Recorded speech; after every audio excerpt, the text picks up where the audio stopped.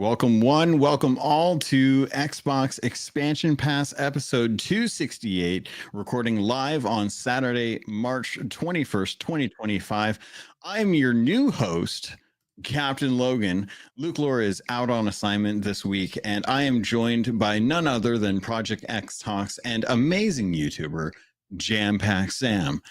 Today, we're going to be talking about Assassin's Creed Shadows, Atomfall reviews, and is Xbox working with Steam for their PC app? All that and more on this week's episode.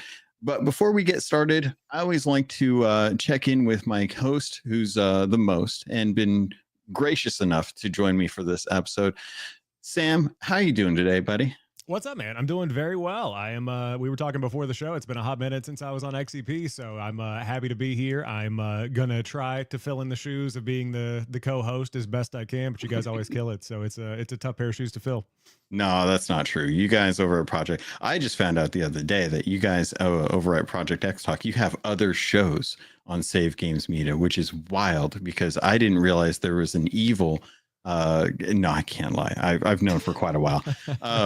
But yeah, you're coming over from Safe Games Media, but you do your own content. You do more content than I think anyone else ever does. I don't even know how you manage to have relationships with people, just with how many videos you're putting out. But I want you to kind of plug yourself for folks that are not familiar, because you've been a patron for a while and you've been on the show a bit. But what are some of the reviews that you've recently been doing? Yeah, so I did my Assassin's Creed Shadows. I would call it like reviews in progress earlier this week. So I've been working on that. I had a preview for the South of Midnight preview that went up a couple of weeks back. So we had that as well. I got to review Avowed. So I've been doing a whole bunch of the big stuff. But for people that aren't accustomed to me or familiar with me, I put out videos every day. I'm a big YouTube Shorts and TikTok creator. And then I do long form videos as well mixed in there. But I've been in the game for, since I was in 8th grade. So I'm looking at like a little over 10 years now doing it on a regular basis. Longer than that, probably, now that I say it. Because it's been a lot longer than that, actually. But yeah, so I've been doing it for a long time, and I get up every morning at like 4:30, 5 o'clock in the morning, crank it out, and we just we keep it rocking. So Oh my God. yeah, very thankful for all the support over the past couple of years. It's been blowing up in a huge way, so it's just really nice to see people connecting with the stuff that I make, and then to be able to connect with communities like XEP and be a part of the whole gaming conversation, because it's always exciting, even when there's the toxicity, which I'm sure we'll touch on with the Shadows conversations, but XEP is not that, which is why I love spending time in the Discord and being a part of what you guys have going on here. Yeah, I appreciate that. Yeah, and it's amazing to just see like all the stuff that you're coming and getting all the different controllers and handhelds and stuff. It's awesome to have that kind of content, because I think you and I both agree like the main drive for a lot of this is not only do we want to get to try it out, but I want to know what people I trust think about these things, so that I have a more informed decision when I'm going to look at these things and see like, am I going to spend $400 or $500, $600 on one of these handhelds if that's not what is going to realistically give me the kind of experience that I'm hoping for? And I think that a lot of that is important when it comes to just these kind of like secondary kind of expenditures. It's an entertainment industry, and this is definitely like a hobbyist kind of thing. And if we are going to be spending that kind of money, I watch tons and tons of reviews all the time. So I always love when you actually get to bring in some of those reviews for content that I'm kind of like seeing on the side and thinking like, okay, this would be cool, but I'd like to hear a trusted opinion on that. And you do that really, really well, and I always appreciate it. Yeah, I appreciate that, man. It's something that I never thought that I would get the opportunity to do, but as the channel has grown, more companies have hit me up, and they're wanting to be able to give me the opportunity to like give their stuff a shot. And it's fun to be able to be one of those sources that gives a fair opinion on something. But I always come from it at the angle of, or I come at it from the angle of like, I'm not Digital Foundry. I'm not pixel counting and like doing the hardcore testing. I'm just an average dude that's testing stuff out.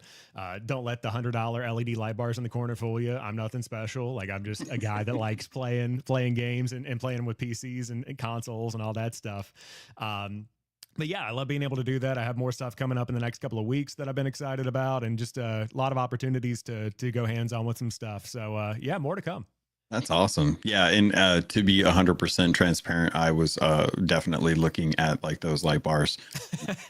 Like, oh, this corner could do with some nice little light when it's late at night and I'm doing some streaming. I've got my little display case, but that's pales in comparison to the nice light bars. And I think I saw them.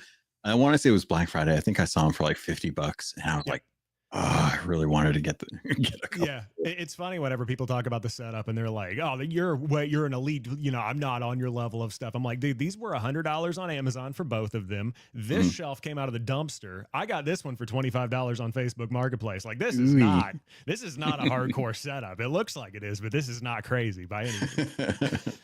That's awesome. I love that kind of stuff because yeah, anytime you can get away with something and make it, because I've been looking at like Elgato green screens and stuff, and Yeah. you look at Elgato stuff and they're all super expensive. And I'm looking at like Facebook Marketplace and they're like, oh yeah, I'm selling this for like $50. I'm like, Oh yeah, dude. hmm. Yeah, I check Facebook Marketplace in the morning like it's the newspaper. I'm like, what y'all put up overnight, dude? What'd you decide to sell? Let me see it. Right. So as always with all of our guests and stuff, we always open it up. So if you happen to have someone, you're more than welcome to. But if you don't, we can always jump into the first topic of the day. But did you happen to have any words of kindness that you wanted to share for this week?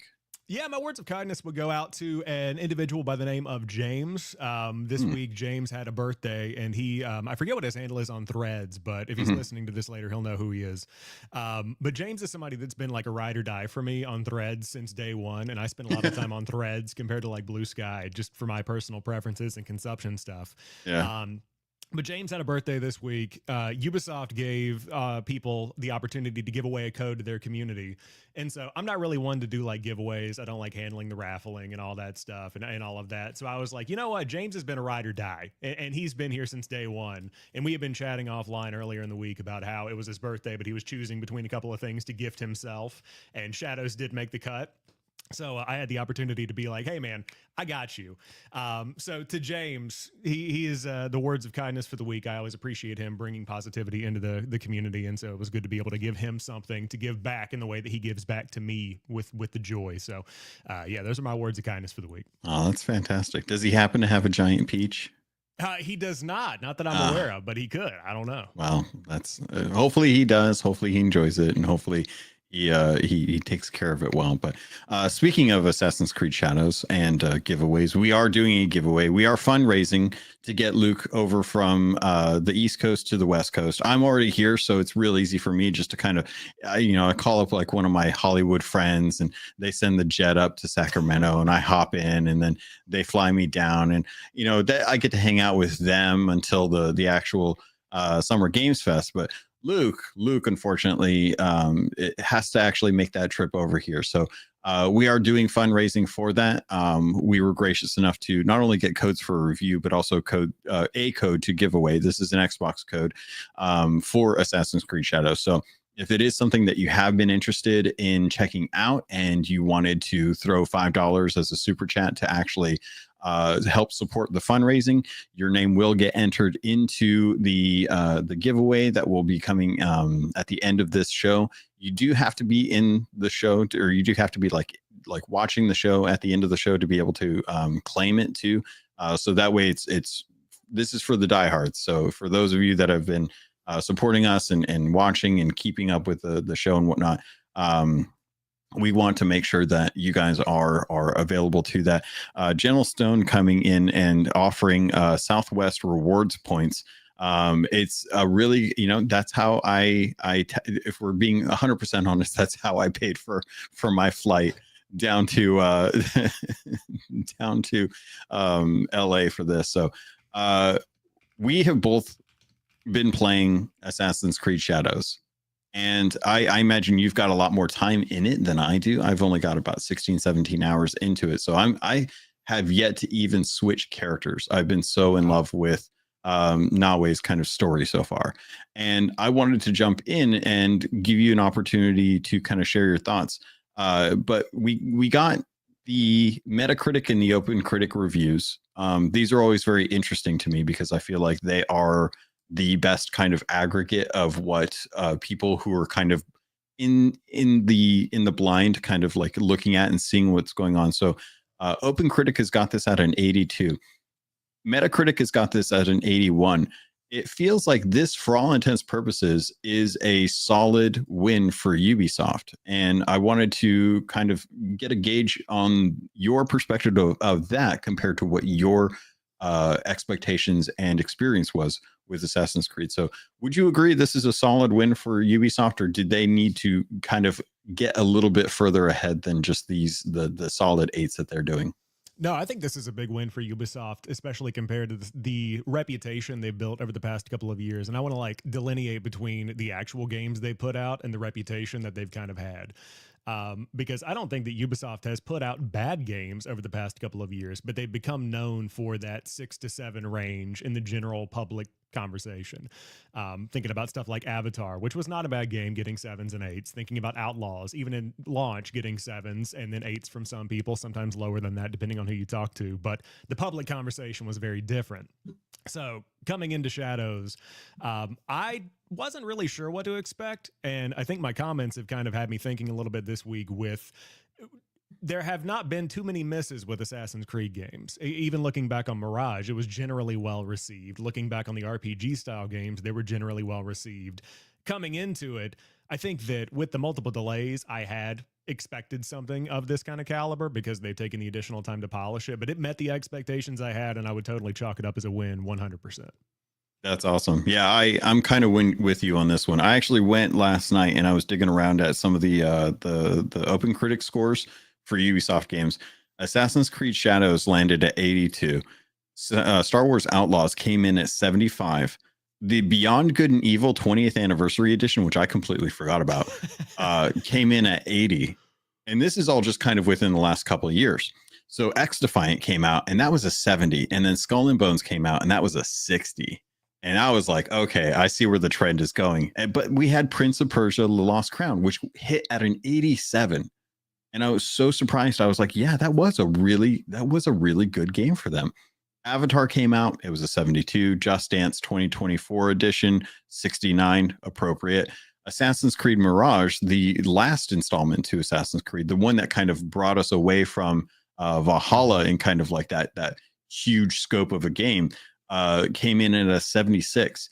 So out of the last couple of years, and I even checked out like the Motorfest just to kind of see like what the crew was doing. That was a 77. But looking at the scope of what Ubisoft has been publishing for a while now, most of their games are averaging as 7s.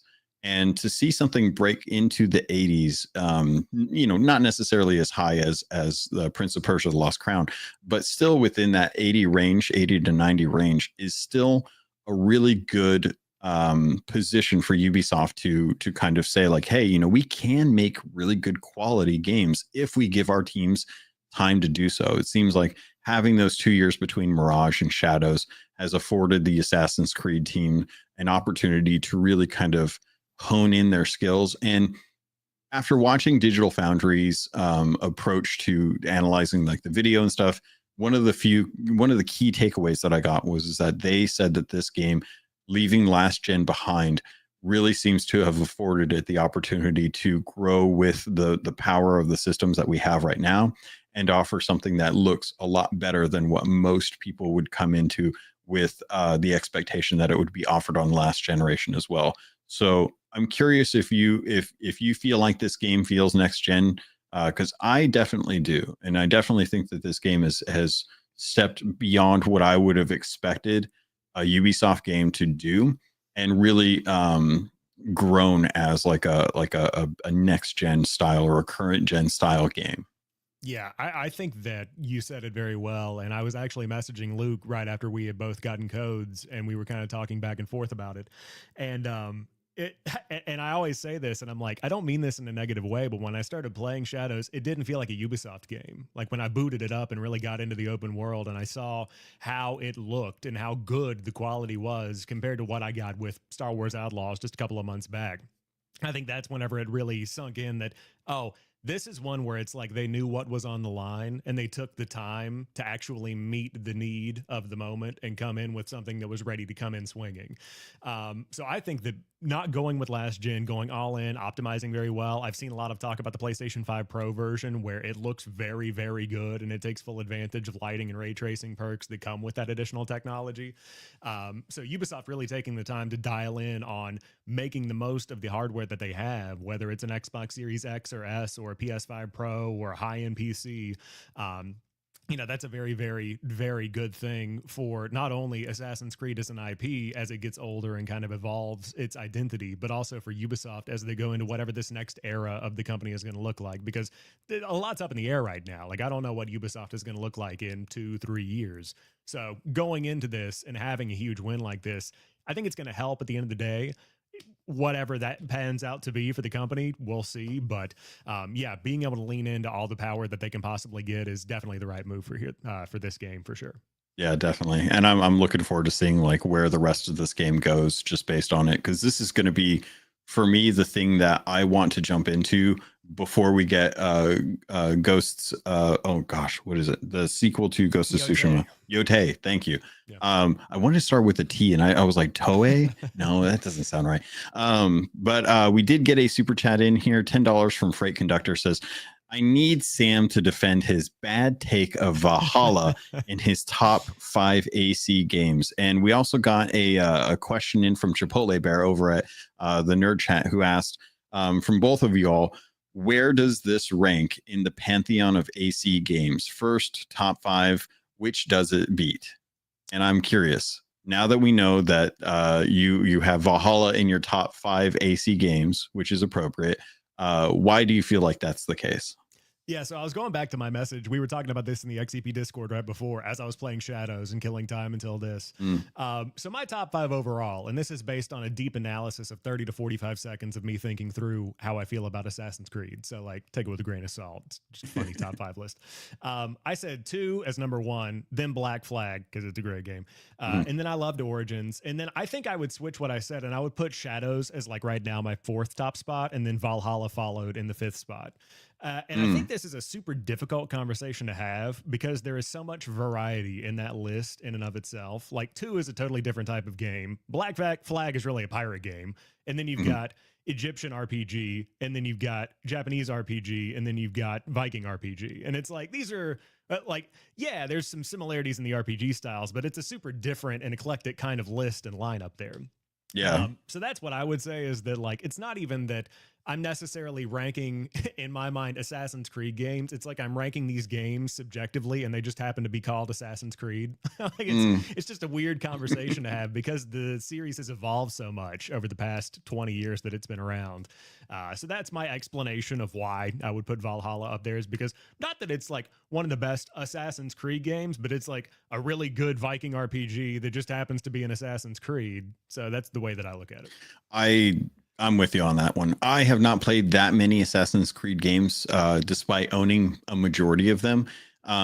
Even to the point where it's like I missed that, because World of Warcraft is an interesting beast. It is an addictive beast that I have to like fell every year when they come out with like a new expansion. So there was a good portion of my life where what I could afford and what I was entertained by ended up being World of Warcraft. So there are games like Assassin's Creed 2, Black Flag, Origins, Valhalla, all of these that Mirage is like the first one that I've really jumped back into, that I've dabbled in, but I can't say that I've ever completed. So I would never be able to like sit down and try and write up like a top 5 list of AC games, because I just genuinely haven't actually gotten a chance to do that. And shout out to Bubble Boy over on the Nerd Chat, who's actually playing through all of the Assassin's Creed games in order and going through, and actually has like a breakdown of like, the types of assassinations, what was good about them, how did it feel, where does it fall within like the rankings, and just like the quality of game. And I've really been interested to kind of see like, where does that fall. We've got Unique Hawkins coming in. Where's Mr. Lore? Mr. Lore is out and about. He's on assignment right now. That is so he asked if I could take over for him. So I do apologize that he's not here. We have the custom characters of me and Jam Pack Sam. The default character will be back next week, and we will be doing more fundraising for him to see what kind of things we can make him eat. Which actually, speaking of, Sam, what's your opinion on pineapple on pizza? Is that a yay or a nay for you? I am very much so a trash can, and you can pour whatever food you want into me. And I'm like, oh, it tastes pretty good. So you can throw whatever you want on a pizza. I'll still eat it. I don't really care. I appreciate that. As someone who loves raccoons and the whole trash panda thing, I definitely appreciate that. I am a pineapple on pizza connoisseur as well too. So I know Luke isn't, but that is definitely something that I am going to be pushing for another fundraiser for next week, as we continue to try and drive any kind of like purchases or any kind of support that we can get to try and get him over to SGF. So I'm definitely looking forward to that. We're already talking about like getting our flights and our hotels and stuff all lined up. So I definitely appreciate that. I love the fact that this is a game that has kind of transcended most of the kind of negativity and fervor around, especially stuff like the DEI initiatives that a lot of people have issue with coming to games and stuff like that. And I think you guys talked about it on Project X Talks, because I know I definitely noticed the Fighting Cowboy clip that was like 12 minutes into his stream where he was talking. He just went on a straight up rant about how this is no place for people bringing their prejudices to games in a game that it really does focus in on some of the historic events that happened in Japan during that time. I really love Assassin's Creed games from that perspective, and I really appreciate that they have that kind of going into games. But when you play through it, did you lean one way or the other with one of the characters? Because I think that to me is a more important choice, knowing that there are two separate characters and two separate storylines that offer a variety of play styles. So did you happen to kind of lean one way or the other as you're kind of working your way through the game? Yeah, so whenever I first started off, and I think that anybody would find this whenever they're starting off with Shadows, it's very Nawe heavy. Like it very much so for me leans into just going with her storyline and seeing what's going on with her. And then Yasuke is introduced later on in a bigger way. Like you get introduced to both, but then you can really kind of open up and play the way that you want. And for my interest, I like the Nawe playstyle more than the Yasuke playstyle. But the more that I've actually spent time with the game, I'm starting to play more as Yasuke, because now I'm kind of getting into the part where it's easier just to go in, katana swinging is what I'd say. But so I would say right now I'm kind of at a blend of both, but starting off, and for context, I'm probably about, I would say 25-ish hours into the game now I've been playing. So I'm still Nawe heavy, but I'm getting more into the Yasuke side too. Nice. Yeah. So I'm looking forward to the Yasuke stuff. Just because I noticed with like Ghost of Tsushima, when I played through there, a large portion of my playthrough was done as the assassin side of things. But after a while, you'd get to a point where the game would tell you, "Hey, there's not many people left. You just want to call them out." And I'd be like, "Oh yeah, I do actually kind of." I do want to use my sword. So I would call them out, and then the rest of the camp would come and attack me, and I'd have like a little skirmish just with my sword and just kind of like doing the different stances and stuff like that. And Assassin's Creed, for all intents and purposes, doesn't bother with stances too much, but because you do have that variety in characters, you do have an opportunity to kind of experience more of like what a standard samurai's kind of attacks and style or approach to combat is, compared to the shinobi assassin style, where you're just kind of hanging around on ledges, wait until you can jump down and stab people with blades. Which is, I mean, who doesn't want to do that? And thinking about that, I'm looking forward to going to later into the game where I actually get to experience that, and I'm looking forward to seeing how that plays out, because both stories I think are interesting and unique, as that they tend to play against each other, and I'm not far enough into the game yet to be able to find out how these two characters meet and then why they actually start working together. So Yeah. that was a thing that I haven't had spoiled for me yet, and I'm looking forward to finding out, like, okay, how does this all work? How is this all kind of like going to progress? Because at the end of the day, it is going to turn into an Assassin's Creed game, and you are going to have to go and take out specific people in this kind of like murdering people. And I'm not sure how many people you've gotten to go through for this kind of like for the Assassin's Creed aspect of like going and murdering all the people, the you think it's usually like the church that you have to go take out, like the Templars. Is that present in this? And did you feel like that was a story aspect to this game that justified itself given the nature of the two characters' stories independent? Yeah, I mean, so to go back to that, there is that element of like you got to kind of check the boxes of like, here's this group of people you've got to go after. This is the Assassin's Creed experience, and I think that like Shadows for me is like they put a Japan coat of paint on the Assassin's Creed template and then like changed a couple of the recipe ingredients to make it something unique. Once you get to the point whenever Yasuke and Nawe combine storylines and you get that shared experience, I think that's really where the game starts to open up and you see the vision that they had for the way that somebody's meant to experience the world of Assassin's Creed Shadows. So you've got a lot of good stuff coming, but the Shimbok Fu that you're hunting down, which isn't a spoiler or anything, that's like the name of the group that you discover. Yeah, I think it's really well done, and we can talk more about like the way that the game is put together and the way the objectives menu is laid out, because I think that's one of the drawbacks for me, and we can like get into that if you want. But the way that it is eventually opened up is that you do have that like similar to a checklist kind of thing of like you've got these objectives you got to go do. You can do them in whatever order you will. You do have to be a certain level to do them and stuff like that. But going back to your point earlier, I do think that like comparing this to Ghost of Tsushima, which to be fair, I have not played. That's next on my list because now I have a PC that can run it. So like that's a nice thing. Yeah.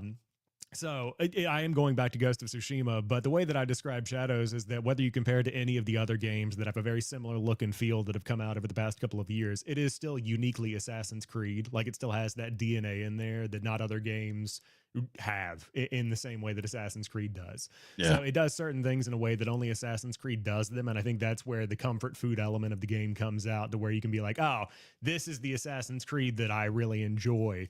If you are into the RPG style, I saw somebody in the chat earlier talking about how they don't like the RPG styles, and you're not going to like this game. You better go play Mirage because this is not going to be the game for you.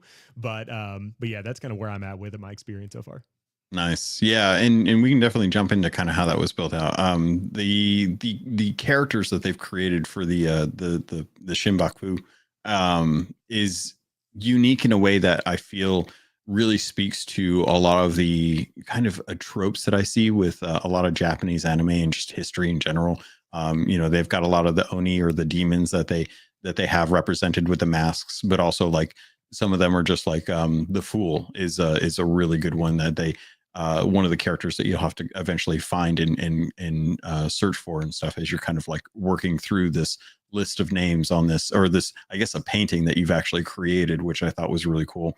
Kind of showing off like these are all the people that have kind of like come against you in this is Nawe's kind of like need to go and find revenge for her father. So before we get into that, though, I do want to shout out the patrons because they do help kind of pay the bills, and genuinely, like it legitimately does come from them. The show is produced by all the patrons, and I like to make sure that all the tier 2 and tier 3s are called out. So as we go into this, if you guys want, we always like to call out our patrons. They are the tier 2 and tier 3s. Head over to patreon.com/Xbox expansion pass. As we like to let them know, like we appreciate their work. And I've had the names of the YouTube subscribers down running below as well too. So definitely appreciate you all for that. Thank you to Omen, Jesse Prius, Fado, Aaron G, Nick Bentley, The Scarecrow, Ken Rosling, Fabian Winkler, Registella the Brony Pirate, Rob Frawley II, Tao Zochi, Nicholas Johnson, Randall Thor 19, African, Game Positive, someone named Jampack Sam, I don't know, Rick Davis, Matt Valdez, Red Beast, Dano 12, DJ Hero, Brendan Myers, aka the Winter Gamer, the Lord Sir Master James Suddy, and Sony's VP of Marketing, Kevin Butler. Thank you all so much for your support. It really does mean the world to us and make a difference when it does come to doing shows like this to be able to have like the presentation and all the glamour and stuff like that. So thank you so much for all of the help and the love and support for that. Going into how this game is built out, one of the things that I am looking forward to is how they've kind of set up the game as you have a hub, you have a place where you can kind of build up kind of similar to Valhalla, where you had like different buildings that you could kick up and like decorate on your own. This one feels a lot more like gosh, I'm trying to think of like a good way to describe it, but it is, you have a space and you have different buildings and you set it up the way you want it, and you can draw a little pass like it was like SimCity 2000 or something like that. But then you also have like the bigger map with the world zones and stuff, and you can have fast travel points and stuff, but you can just kind of roam throughout the world. Going through this, were there aspects that you liked about the way that the game was actually put together, with the assassinations of the different types, helping people, side quests, building your camp or your hideout versus fast travel or traveling through the game? Are there things that you were surprised about that at the end of the day you're like, man, this is what I've really enjoyed about this game? Yeah, I think that for me, the thing that I really enjoyed about the game so far is that there's always something to do, which is the thing with Ubisoft games, right? Like any kind of big open world at this point, this is kind of the expectation, is that anywhere you look, you've got either a skirmish going on here and you can get a new scout and save somebody from like getting bullied by this group of bad guys or whatever, or all the viewpoints you can go to, or all of the different shrines you can capture and collect and stuff like that. So I think for me, it's just the gaminess of it. Like, I enjoy that kind of thing. And I know that's also drawn some criticism from other people of like, there are 45 viewpoints here. I've done the same thing where you go up and you like swirl around and get the whole 360 camera view. But for me, like, that's part of the experience. That's why I play Assassin's Creed. So it's nothing that's really bothered me. I think the thing that stood out to me the most is that I actually really enjoy the way the homestead is done this time around, where like you can kind of design it in a way that's not quite as like checking the box that I feel like Valhalla was. Like, there wasn't really a design element to it. It was just unlocking different huts.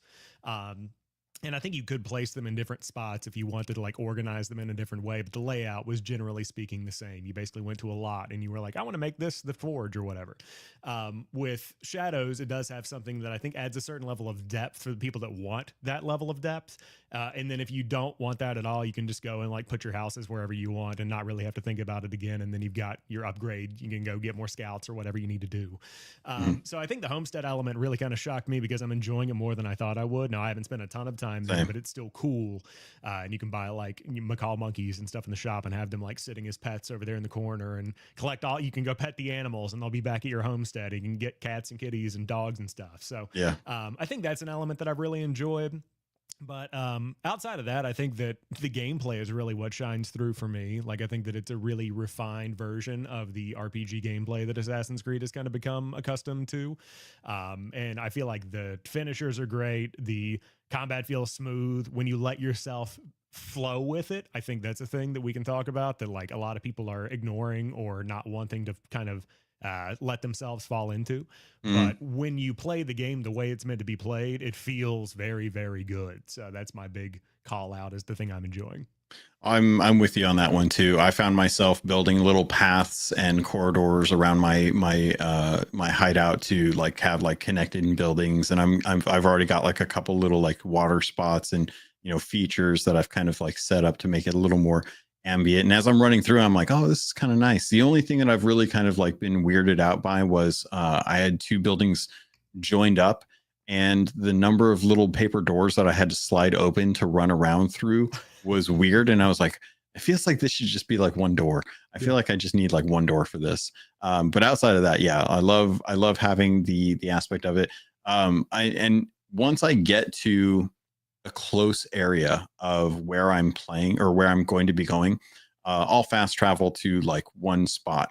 And then once I'm there, I'm going to be running around. Typically, I don't even really use my horse that much. I'm typically just running around the world looking for random encounters where I see like someone, they're getting attacked. And then I take out the samurai that are attacking this person, and I save them. And I have an option to either get a rumor from around the world, or I can have them become like a scout. And I think the scout thing took me a while to kind of figure out, because I would go and clear out these castles, and they'd be like, "Oh, you need two scouts to harvest this stuff." And I was like, "Well, dang it, I used them all for actual scouting. I didn't Mm-hmm. I didn't realize I needed manual labor for this." So going around and saving people, I've definitely started to use them more as scout resources, so that I can go and gather more supplies to help kind of bolster up my hideout.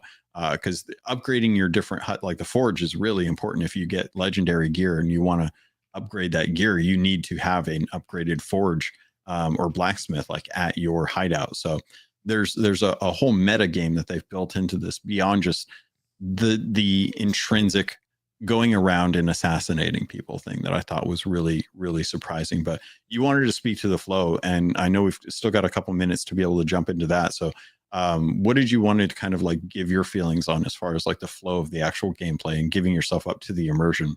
Yeah, I think that, and that's one thing where it's like a deeper conversation about how I know that on the podcast earlier this week, we were talking about how if you're trying to like mainline stuff and run through the woods, it's difficult to run over mountains because they're not designed to be something that you can just like shoot your way across the world in a diagonal Mhm. line and not run into anything that will stop you.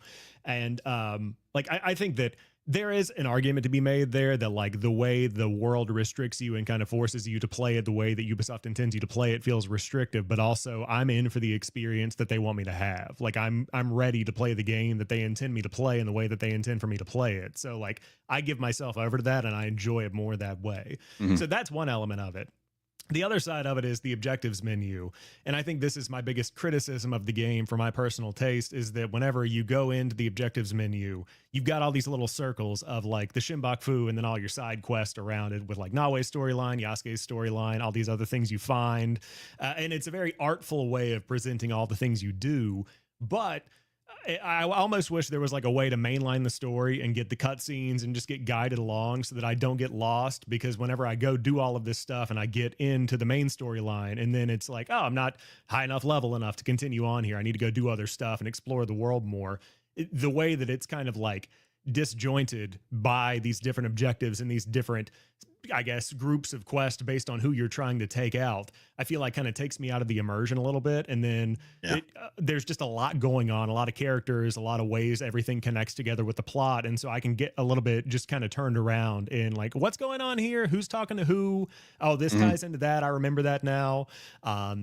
So there's an element of that that I'm kind of having to cope with, and that could be a me problem, that could be a game design problem a little bit. I don't even think that it's like an issue that's big enough to knock it down in any kind of significant way in my experience, but Yeah. it is something that I think is an observation that I've had with time that I've spent with it so far.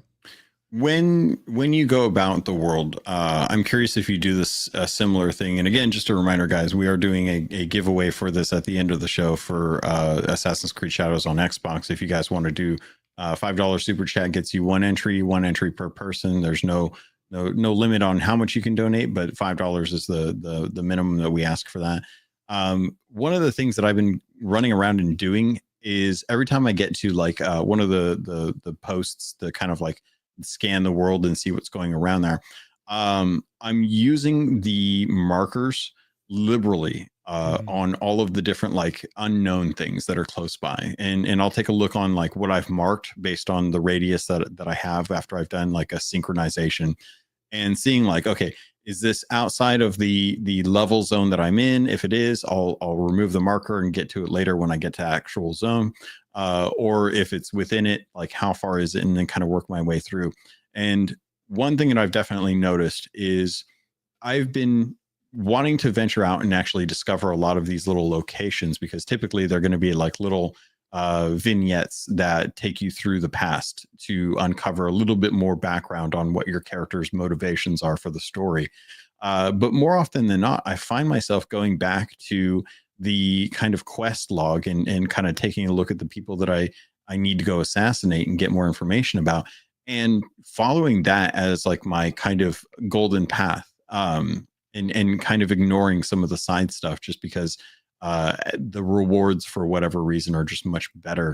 And if I happen to find something along the way, then I'll go ahead and jump into it and work on it. But it's not like a need kind of thing. And I'm wondering, if you found yourself doing that, or if you were just kind of like clearing out everything in a zone, or just jumping from level to level zone when you were going through. Yeah, it kind of varies. So I've had to bring myself back on the golden path because clearly, I mean, the way the objectives menu is laid out, there is your central hub of like, hey, here's what you're actually doing here, and then you can do this other stuff if you want, but like do this thing first. I feel like for me, and this is where everybody's different expectations come into play. When I play a Ubisoft game, I want to be able to go out and like wander around and do whatever. Like whenever I was playing Mhm. Outlaws, there was that discovery element of, oh, I'm on this main quest, I'm in this world, but I could do this thing over here right now, and like I'm going to go do this thing and see where it takes me. So there's that I expect from a Ubisoft game. And I think with Shadows, my goal isn't just to roll credits and like, wash my hands and I'm done with it. I do want to roll credits and then go back and do the side stuff. But to your point, I think it's probably in my best interest to just kind of like focus on the main golden path stuff. But I do have to intentionally bring myself back there. So it's kind of like a catch 22 of like, I don't want to have to do it, but also I know that I need to do it to get to where I want to go, which is rolling credits and then continuing to explore more. Yeah, I appreciate that approach to it, because I think that that's something that's intrinsic to a lot of Assassin's Creed games. Um, as we are kind of wrapping things up, was there anything about Assassin's Creed that you wanted to make sure people knew about going into, that they may not have been able to pick up off of your review? Because I feel like there's always something that you have to leave out when you're talking through reviews, or something that you realize later on that you didn't get a chance to really like make sure people were aware of. Yeah, it's hard because everybody's going to perceive the game differently. But the one thing that I would say about Assassin's Creed Shadows, and this is how I've started approaching Assassin's Creed games, is don't go into it with any kind of like pre-designed assumptions around what kind of experience you're going to get. Like, don't go in expecting an old Assassin's Creed. Don't even go in expecting Valhalla or Origins or Odyssey or any of that. I would just go into it expecting a game to see what you get. And I think that you can take the reviews for what they are. Like I would probably at this point in the game give the game an 8, and we'll see if that continues to hold up over time. But I would just go in with an open mind, because I think there's a really good game here if you let yourself be a part of that experience and kind of follow what Ubisoft has designed here. I think you'll find something really enjoyable. So that would be my takeaway words of wisdom from somebody who's played around 25 hours so far. Yeah, I would agree with that sentiment as well too. Just running through the world and experiencing it is so beautiful, and they've done such a good job with the music and the sound, Mm. just to try and give you that experience. And the one thing that I haven't ventured into yet that I'm looking forward to is actually changing out the seasons, because you do get to Yes. refresh your scouts as a result, and you do get those rewards. But having the season changes, just based on some of the video footage that I've seen, you guys put out there, is just really awesome. And that was one of the things I enjoyed about Ghost of Tsushima, and its progression and its changes in the environment.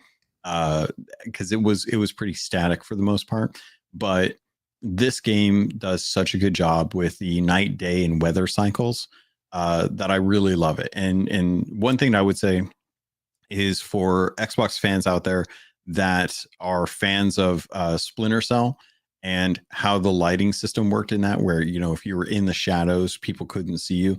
Assassin's Creed Shadows takes that and really does a good job with it. I was really surprised playing through as a shinobi, like on a rooftop in the middle of the daylight, or people could see me, and that made sense if they looked up, but no one ever looks up, thankfully. um, but if I was in the nighttime and I was creeping around a building, even if I didn't have any kind of bush or shrubs or anything to kind of lay in, or squat in, which I also appreciate the fact that you can crawl too, crawling through low grass, or swimming through shallow water with like a reed, Yeah. really did kind of sell it for me on the whole stealth thing. I was like, this is better stealth than most other stealth games are doing, and I appreciate that.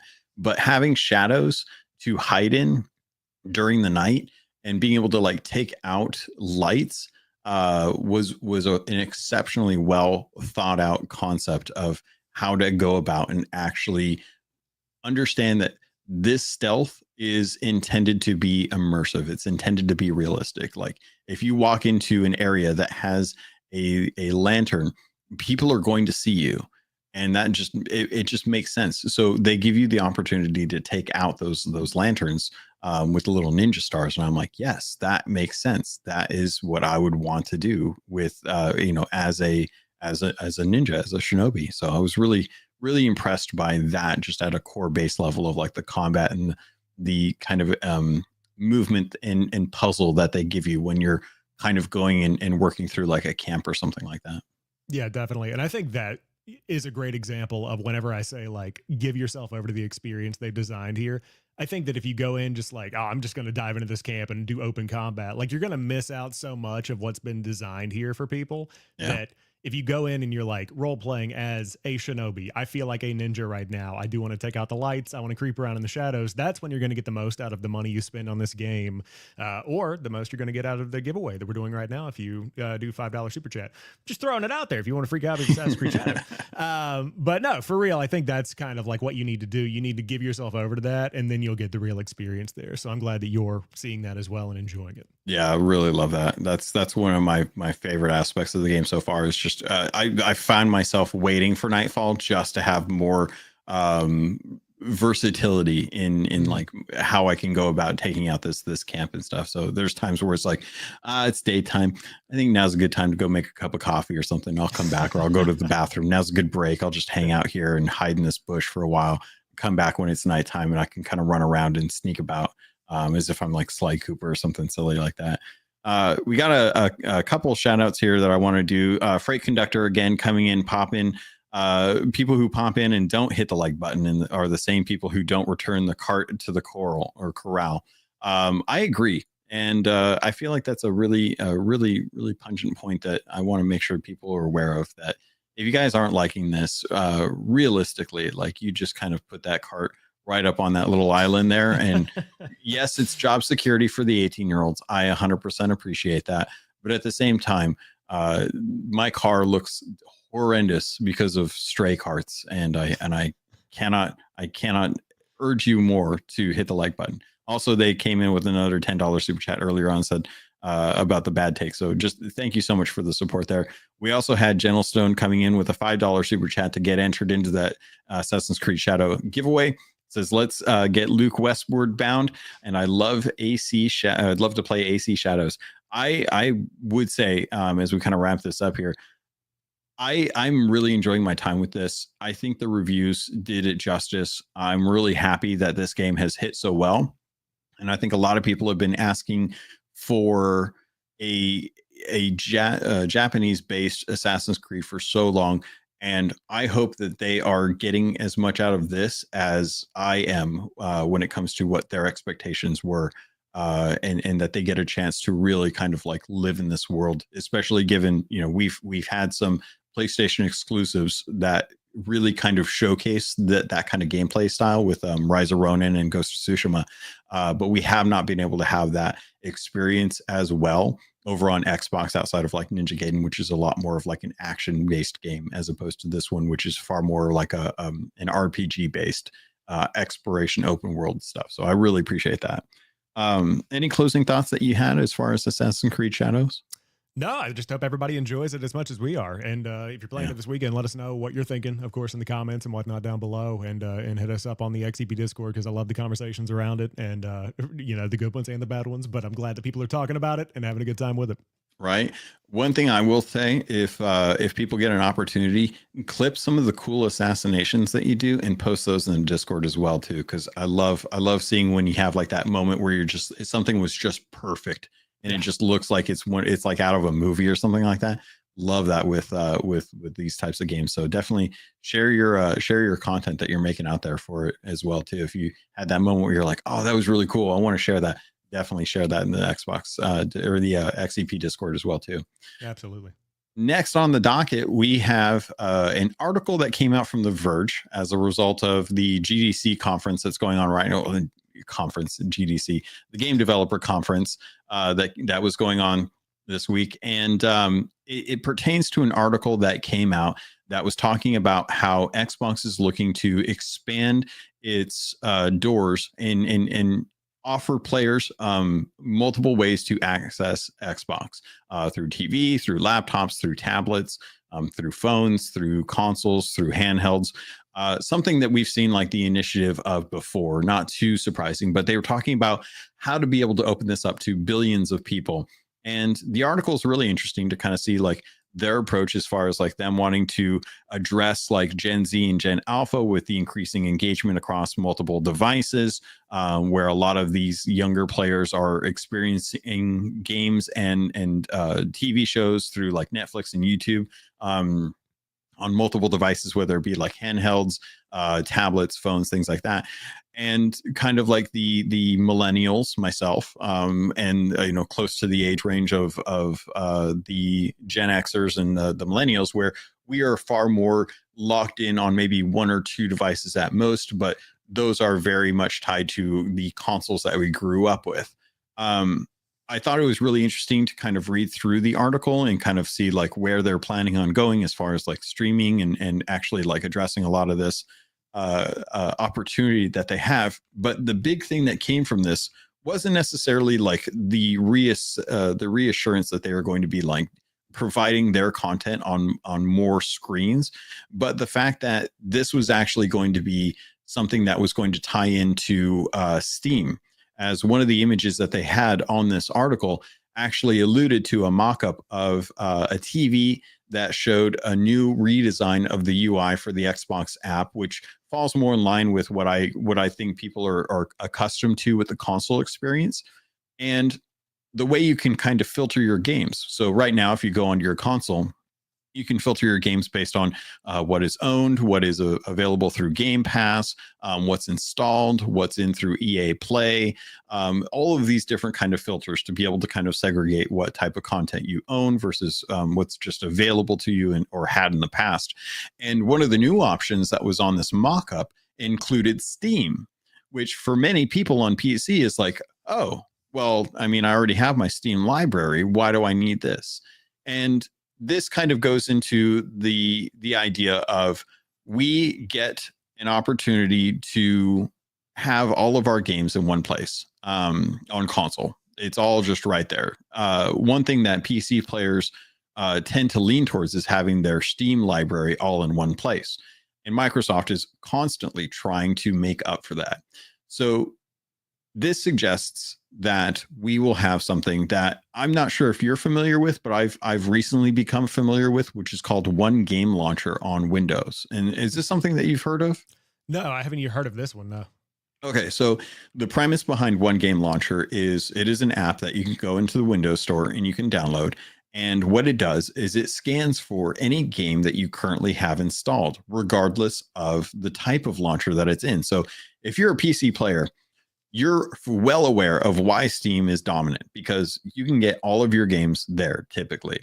That's not necessarily always the case. And a lot of people recognize, like, if you have games on PC, there's a chance that they're going to be through Epic. There's also a chance that they're going to be through Ubisoft Connect. There's also a chance that they're going to be through Steam or Battle.net or EA Origins. There's all of these different venues for games that you can get, whether they're free or whether they're paid for or whether they're exclusive, that you have to deal with. And that is one of the burdens of being a PC gamer is, yes, you get access to everything, but not everything is always in one location. So One Game Launcher set out to create an app that will look at where all of these games are and make sure that if you wanted to open up your game bar, just hit WinG, opens up your game bar, and there's One Game Launcher, shows you all of the cover art for all the games you currently have installed, regardless of what launcher they're on, and you click the game that you want to play, and it launches it for you. That's the sell on that, which I actually think is really great, because it takes away the need to have to log in or boot up each individual launcher or remember where those games are if you've already got them installed. Where I think Microsoft is going with this, with their integration with Steam, is to try and bridge the gap between what you have through Xbox Game Pass and the Xbox app and what you own on Steam, and to be able to allow you to not only see what you have currently installed, but also to install from those libraries as well, which I think would alleviate a lot of the issues that I think people have with wanting to jump over from the Xbox app from Steam because of things like Game Pass. So I don't know if that was said well or explained with any kind of like understanding. So I apologize in advance, but looking at this, do you think that this would help with getting people off of Steam and onto the Xbox app on Windows PCs? I don't know if it would help get people off of Steam and onto the Xbox app, but I think that it helps break down that barrier more to where instead of somebody having to go through Steam, I think Microsoft's goal here is to make Xbox the easiest way to boot up anything. So you don't really have to think about it. It's just if you have the Xbox app launched as soon as you boot up Windows, then you'll have effectively all of your games ready. In the background, that's where I'm curious on how this works, because right now we have the similar and same kind of thing with, I believe, I don't think Call of Duty has to do it anymore, but I know the game like Diablo has to boot up Battle.net to then go through and play Diablo, even if you have it on Game Pass. Yeah. And I know Call of Duty had to do that for a while because it was on Battle.net, obviously being an ABK game, but that's to the side. I assume the way this is going to work is that you will have the Steam tab, and then when you click into a game, you will see then Steam boot up, and then it will do the Steam thing of like playing your game. Like it will happen seamlessly. And this is just my assumption of how it will go down. I would hope that it's more native, like you were hoping that it would be. Like that would be my hope as well. But I think it's going to be one of those things where it's like, oh, we see you have Ghost Runner on Steam. Let's boot up Steam to play Ghost Runner, and then therefore you've got that pass through.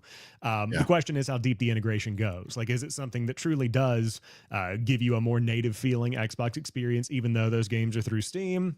Or is there any kind of like achievement integration? Just throwing that out there. Like if you unlock Steam achievements, is that also unlocked on the Xbox side? Probably not, but like, is that a thing? So a lot more questions than we have answers right now. But I know I saw GOG Galaxy. Gentlestone was talking about GOG Galaxy. That's something that I've used in the past that does the similar kind of thing as well. And, you know, your mileage might vary on that. I definitely want to check out this launcher that you were talking about as well. But that's one of the biggest challenges with so many things. And that's something I talked to Kevin about over, you know, on Save the Game Media with Project X Talk, is that when you go through, you're like, do I own this game anywhere? Epic has given out everything under the sun over the past 5 years. So like, I have to go check Epic, but then I'm like, I don't even, do I have it installed? I don't even know. Like I redeem the games and then don't even install it. So like, you got the Epic games, you got Steam, you got GOG, which has a lot of like old stuff that might not be available elsewhere. Like I know they're very much so focused on preserving the Fear games right now with the recent shutdown. So many different launchers. To be able to unify all those and for Xbox to be the one that does it the best puts Microsoft in a big position to become the convenient place to play. And whether you continue buying your games through Steam or that incentivizes people to have Game Pass on top of buying games on Steam, which I think would be the play. I think that's where it makes a lot of sense. Because people don't want to give up their Steam achievements and buying their entire library through Steam, but having that Game Pass integration on top of, if you want to buy the games that aren't on Game Pass, that's a potential like in for the subscription. So that's the way that I think they're looking at it right now. But overall, the UI peak that we got looks way better than what we've got now. I think that's going to feel better for handhelds, which I know they're working on very heavily over the next couple of years, both with third parties and first party stuff. So I think they're poised to do something very cool. But as with everything Microsoft and Xbox, the execution is key. And so if they can't stick the landing with it, then everything else is just talk, because they've got to give a product that people want to be able to use, or that people want and to be able to use. They're two different things, really. Yeah. And that's definitely something that I think a lot of people have, at least on PC, have definitely experienced with the Game Bar. The iterations that Game Bar has gone through have been numerous. And it's one of those things where it seems like I appreciate Game Bar now compared to a couple years ago, because a couple years ago, I definitely was not a fan of Game Bar. And granted, there was a really bad patch a while ago that would would prevent people who were playing around with Game Bar to be able to have their cursor stay within full screen games. And it was just like, people are like looking for tools to like try and restrict your cursor to a screen. And it was bad, but the execution has to be there for this. I agree with you on that one.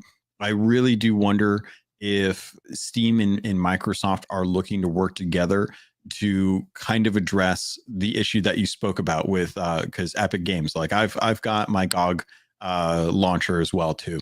And looking at the number of games that I owned through Xbox, through Microsoft, through Battle.net and GOG, as well as Twitch library or EA or Ubisoft, and I've got like over 500 games in there, just over claiming stuff from like Twitch gaming drops and Epic's free games and stuff all the time. So I'm constantly having to go check there and be like, okay, if I want to look at this because there's a Steam sale, do I already own it? And I'd have to go try and like dig around and try and find out like, do I actually own this or not?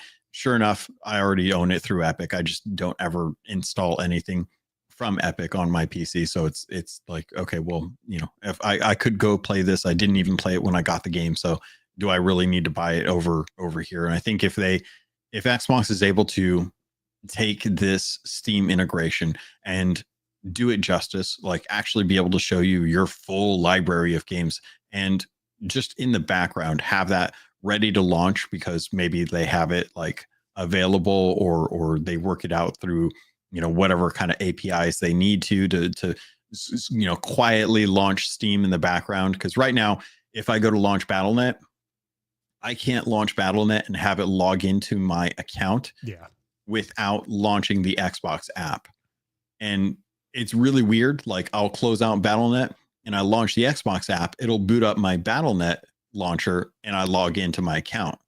So it's really strange how they've been kind of messing around with some of this stuff. So whatever they need to do to get this to work properly, they need to take the time to actually do this instead of just pushing it out as quickly as possible. Because if it doesn't land well and it doesn't do something like amazing with saying like, hey, all of your Steam games that we have access to are now available through your Xbox Series X, people aren't going to engage with it at all. And that's the killer at that point.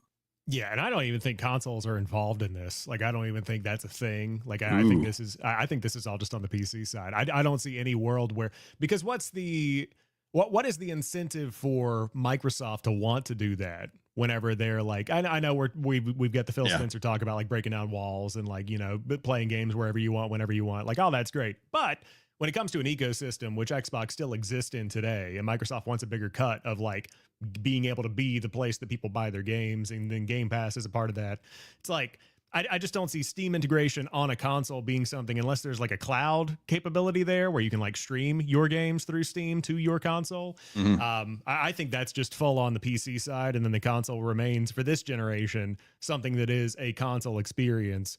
And then maybe with that Windows architecture that's rumored for the next generation, maybe they open it up from there to become something that's more than what it is right now. But I think Series X is like the compartmentalized, this is your Xbox and this is what you get with it.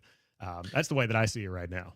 Man, that's interesting. I mean, I think that's the more logical approach. I think the fantasy realm I'm living in right now is a far-fetched thing. I think it's a lot of having them be like, oh yeah, you can just have your full Steam library available through console. Like, why not? I mean, I would love to see that, but I also don't like, I just think that I don't think the back end is there from the way that things are set up. And again, I don't know anything about how the back end is set up, but I just imagine two totally different companies doing two totally different things. And it's like this late in the game to integrate that in a meaningful way when you're already talking about the next generation and having it greenlit all the way up to Satya. You're like, I mean, is it something we even need to do right now versus getting the dominoes set up again now that we started to get this regular flow of games? Like, do you then poise the next generation to be ready to take advantage of some kind of deeper integration? And again, does Valve even want that? Because it seems like Gabe and the team over there are like, we are doing great. Like, we hit new concurrent player counts every weekend. We do not need to be anywhere other than what we're already on. So it'll be interesting to see how it evolves. But right now, I think that's just a PC thing. That's interesting. I can't wait for the day when I can boot up my Xbox app on PC and through Xbox be able to play games like God of War, because they're just available through Steam. It's already available through Steam, but just having it in that Xbox back end would just crack me up at the end of the day, because I'm sitting here like watching Forza Horizon 5 and Sea of Thieves, and eventually other games go over to like Microsoft Simulator, Flight Simulator and stuff, going over to PlayStation, thinking like, oh good, they're finally getting those experiences and they're doing well. I'm glad that they're getting that opportunity. I can't wait for Xbox gamers to eventually get access to the PlayStation library through Steam on their console, so that they too can actually have like this opportunity to play all these exclusives that are no longer exclusives, because at the end of the day, money's money and companies want money. So what's going to what's going to do better, having 500,000 copies of God of War sell, or maybe selling a couple more consoles because people are finally able to like justify wanting one or something like that. So yeah. We did get a comment from XBacon Gaming. It says, I believe the next Xbox will be straight Windows. This will make development easier, not forcing devs to have to create multiple consoles and PCs. If you create the PC, or if you create for PC, then you create for Xbox. I think that's a great way to kind of look at it. If they can get the system work out, it's like the dream of Windows 10 tablet mode come to life. That was like the Xbox One idea. It's like it's everywhere. It all works together.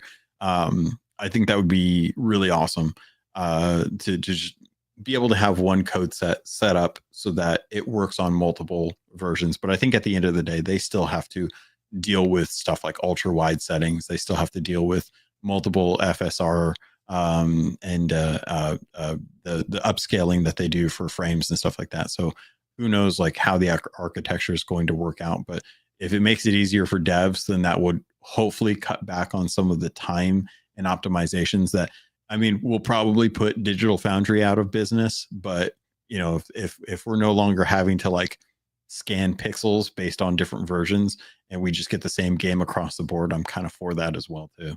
Yeah, it's going to be a really interesting generation because I do hope that they do go and make it more of a PC architecture. And I think that brings a ton of questions for me. Right now, when I have one of the super ultra wide monitors. And so when I plug an Xbox Series X into this, it is immediately 16:9. There is no ultra wide. That's just like the output resolution that Series X works in. And it is just letterboxed in, which is fine because that's not what people expect from. Is it fine? I mean, I think I don't really care. But you've got like that experience where it is very much so, hey, this is your resolution. You can get 1080, 1440 or 4K. What do you want? Let me know. And that's kind of like the experience. And so if they open that up, then every game has to be optimized for that experience. And on top of that, if they're opening that up, like that's something PC already deals with, but then that like puts PlayStation in a weird spot. So it becomes complicated with that from like a technology, even just looking at the resolution for that, which I don't think is a difficult thing to overcome. Then it's like, at what point do you put up a wall of, hey, this is Windows based? Do you compartmentalize it kind of like Linux on the Steam Deck where, yeah, you can load Windows onto this thing if you want, but you've got to then go through and do a couple of things that like aren't illegal. There are guides to do it from Valve to do it, but it's like, do some black magic and get Windows running on this thing. So how open do they make it to the point where it's like Steam is an app that you can then launch and it's just big picture mode and your console is effectively a PC that just looks like a Steam console. But I think with like the ROG Ally, with the MSI Claw that I've been playing with all of that, I think that now consumers are more accustomed to the PC experience than they were 5-10 years ago. Because I think that a decade ago, you need the box to do what you want it to do and make it as easy as possible, which is still why I know like Luke talks about it. I talk about it. Like that's why I like my console, is because even though I've got a powerful PC, I like it when stuff just works and I don't have to go in and like toy around with the settings or like, it's 30 FPS, but if I flip on FSR 3, nah, never mind 4. And then like, I have to play around with settings that are just like annoying. Which that's like the PC experience. But now I think with the ROG and with all of these other things that have come out, you're getting to the point where people are like, oh, I know what I need to do. This is the like thing that like it's compartmentalized enough for people to be comfortable, but also freeing enough for them to be like PC players at this point. So I'm curious how much Xbox leans into that to make it a true PC kind of experience. Yeah. Yeah, and God, you gave me PTSD triggers just then. shout out to XBacon Gaming in chat. He helped kind of troubleshoot an issue that I was running into, because as a PC gamer, I still love my consoles, but I get the best experience on PC. I went and installed another 32 gigabytes of RAM. So I'm up to 64 gigs of RAM on this PC. Nice. And it's fantastic. It's like, what do you mean I can have all the Adobe suite options open and 2 video games playing at the same time? But I realized that my RAM was not giving me the speeds that I was expecting. I needed to overclock it. And shout out to XBacon, because if not for him, I would have been like mentally just stumped as to try and figure out why the heck I was getting such low speeds on my RAM. even after I'd watched like multiple tutorials, and I had to go and like flash my BIOS and then reset the CMOS twice, and then just poke around at stuff and put a screwdriver on my motherboard. That there is stuff that console gamers never have to think about. The worst a console gamer has to think about is, did I charge my headset? Dang it. All right, I guess I'm not playing for another hour. And that's the worst. That's the worst of it. Maybe have to touch a TV setting once in a while, but like HDR brightness is like maybe the second most feared thing that a console gamer has to worry about. And I kind of envy that in some instances. So no, 100%. Yeah. Like, well, even when I was playing around with the claw, so like I got a claw for review from MSI, which was great. Did a full review on it. You mentioned it earlier in the show, but I took it with me to Florida. I was going to Florida for the weekend. And so like, I'm away from a big monitor. I'm like out here on an island in the middle of, like I don't have any kind of good technology. So I'm setting this thing up like I booted it and it was ready to go, but it needed updates and stuff. So I have to go in, I got to go into MSI's like Armory Crate equivalent. And then I got to toy around, update all this stuff. And then I got to go into BIOS on an MSI claw. Keep in mind, I don't have a keyboard. I don't have a monitor. I don't have anything. So I'm just like, poking it around on this little screen. So like, that's the experience over there. I don't know if console players are ready for that. And then like, it's Christmas morning. Grandma got you the Xbox Series 2 or whatever they come out with next. And like grandma can't play in a configuration file. Like she doesn't know how to go into BIOS. So I think that's where you're going to hit a wall where people aren't ready for that kind of thing. But we'll see how they deal with it. I don't know. Yeah, I'm excited to see how Microsoft approaches this, because I think they are pushing gaming in a direction that I don't think competitors are ready for, and it will be very, very interesting to see what they decide to do and how they envision what Xbox entails going into the future and the future generations. Really love a conversation here, but there's one more thing that I wanted to jump into before we get out of here. And that's Atomfall, because Atomfall, I did a preview for not too long ago, had some good thoughts on that based on the short amount of time that I got to jump into. I did get a code for it, thanks to Rebellion Studios for providing that. I have not gotten a chance to really dive into it yet, just because I've been in with Shadows so much. But we did get review scores for that. It is a day one Game Pass, so there's a very low barrier to entry for a lot of people out there. And currently, Metacritic and OpenCritic are tied at 76 for each of these on the score. And this game feels like a solid 7. And for the most part, the one thing that I think a lot of people were kind of realizing was, this is not a game where you are going to be, for lack of a better term, a bad. You're going to be a regular dude who just wakes up and you just have to figure stuff out. Now they're going with the old trope of you wake up with amnesia. So for all of those people with amnesia out there, hopefully this doesn't trigger you. You may not remember later on, but at least for this instance, I'm okay with it, because I feel like Rebellion is stretching further than what they typically do with like Zombie Army 4, which is the engine that they used for this, or the Sniper Elite series. And they're talking, or they're going in with a little more of like a, hey, we kind of want to do something that's in the vein of a Fallout, but gives you a little more freedom for like what I think Obsidian does with some of their games. So if you've ever played like oh my gosh, Outer Worlds, then a lot of the kind of discussion and conversation parts that you have with Atomfall, or with oh my gosh, why am I failing at words, with Outer Worlds, translates well over to Atomfall. And a lot of people seem to really kind of recognize, like, this is a hard game, and they recommend that you play on like the one step down from the hard mode. Now, granted, they do have like, like the very like, hey, I just want to be able to be in this world. I don't necessarily want someone to kick my teeth in. So let me do the kicking and keep the enemies a little bit easier, all the way up to like, no, we're most definitely going to kick your teeth in. You do not belong here, and we're going to make sure that you feel that. So I'm curious, have you gotten a chance to check out any of the reviews that have come out for Atomfall and what people's opinions on this are so far? Yeah, so right before this, excuse me, I actually made a video. I always do the review roundup videos where I like go through what the rankings are on Metacritic Yeah. and OpenCritic and stuff. And so this is one that like it's right where I thought it would be Metacritic wise going into it. Just looking at the reveal trailer, like I have not been following this much at all, Mhm. because like I've always said that it has that Atomic Heart kind of feel to it, where it's like, Yeah. oh, that's neat, but like okay, you know, like I don't really have any stake in the game.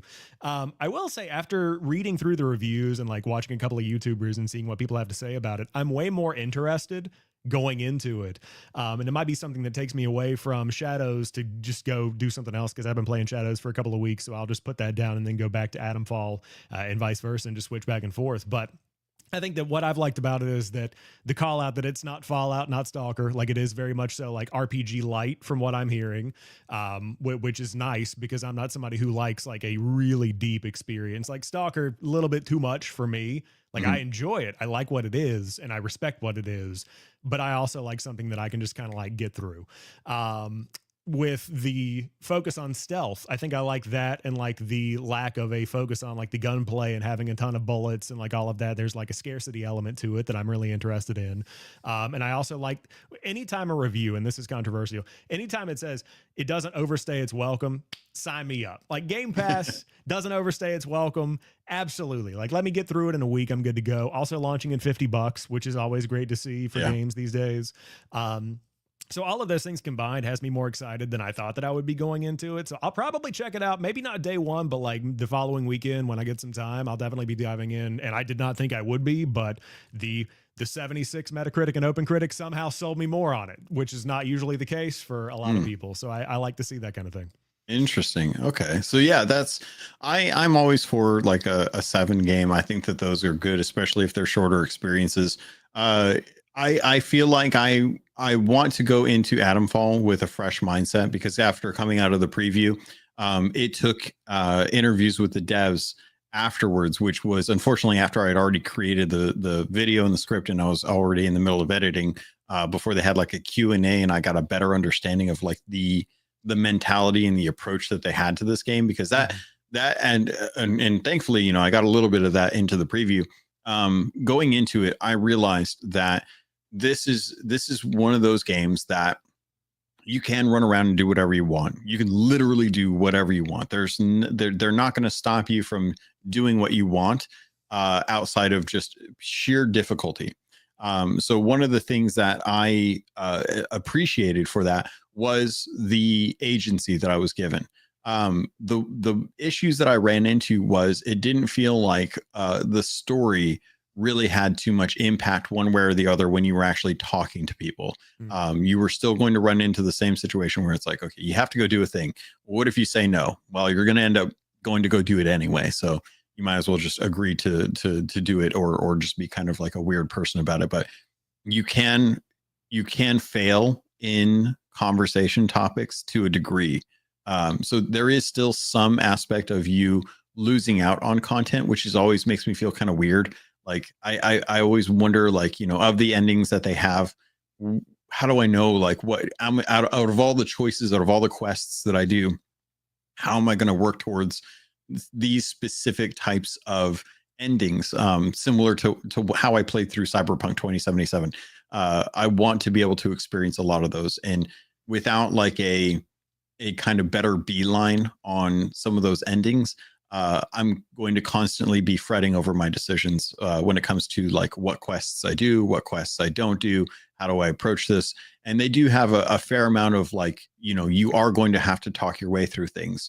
You are going to have to run around without your weapon, because I think that's one of the one things that I mistakenly did through most of my playthrough is I constantly had my gun out or a bat out or some sort of weapon to kind of like say like, okay, I'm ready for something that's going to pop out around the corner. And what that ended up doing was actually ticking off a lot of the mobs that were walking around, and I'm like, oh, so I'm not just supposed to walk around with a gun out. Okay.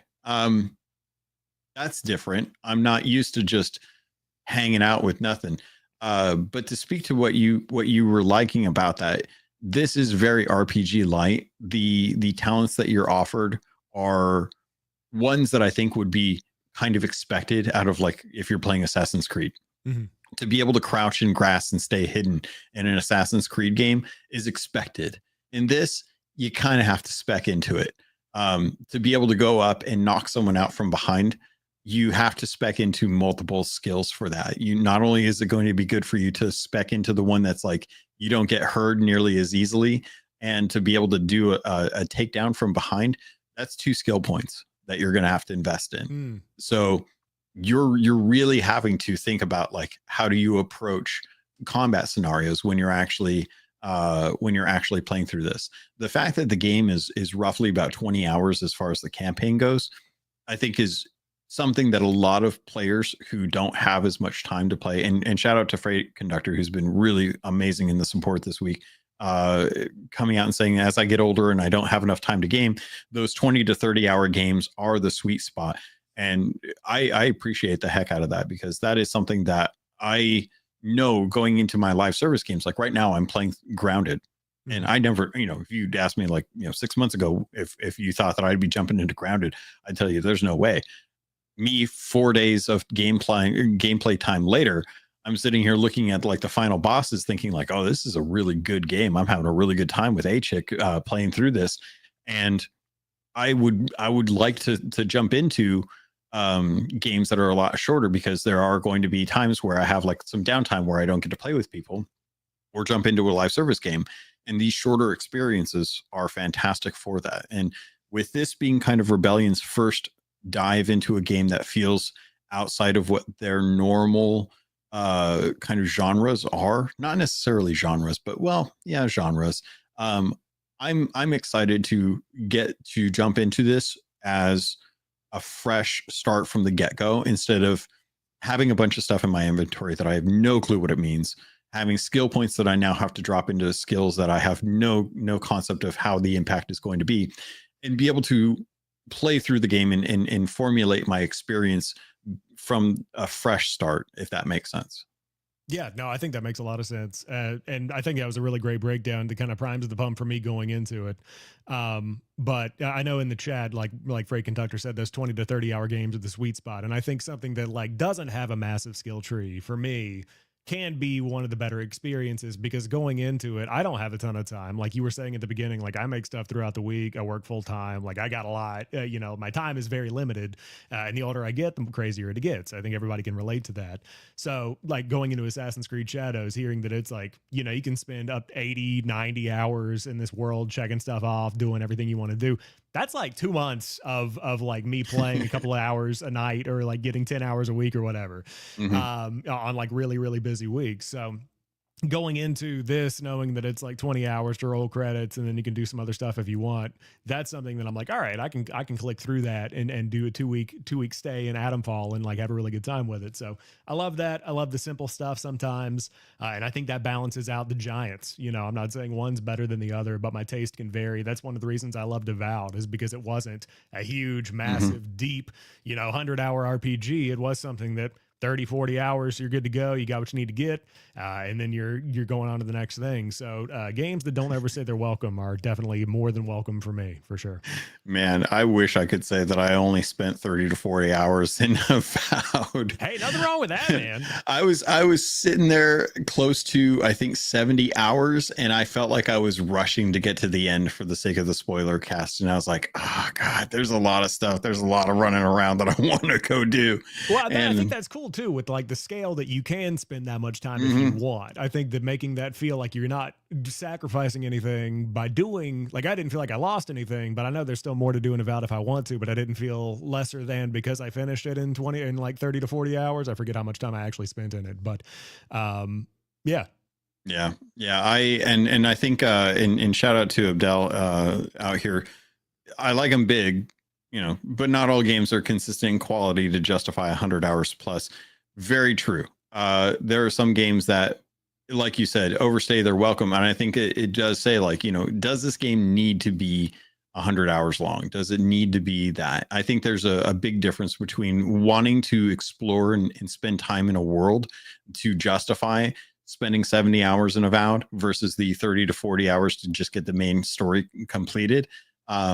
Compared to a game that for all intents purposes, like a Final Fantasy VII remake or something like that, where you are just like working through to just get levels to be able to stay up to the content's scale, to be able to complete it, and having to spend a lot of time outside of that doing side quests and things just to try and fall within line of the actual like design of the scalability of the game, that forces you into that scenario where you are playing multiple 100 hours of the game just to be able to get through it. Something like that deters me compared to, oh, I really love this game, I just want to stay in this world for a little bit longer. Like I did that with Cyberpunk, and I was like, I could finish this game, I'm at the point where I could go get that last mission done, but there's so much in this world that I want to go check out that I'm like, okay, I just want to run around, just like with Legend of Zelda Breath of the Wild. Like I just want to run around and spend more time in this world. I don't want it to end.